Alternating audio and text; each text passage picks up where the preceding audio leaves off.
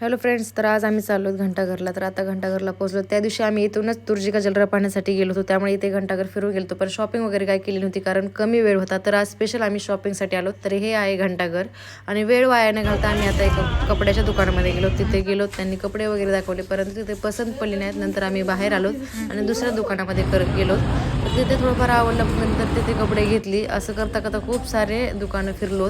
नंतर शॉपिंग वगैरे झाल्यानंतर आम्ही आलोत बाहेर. चलो चलो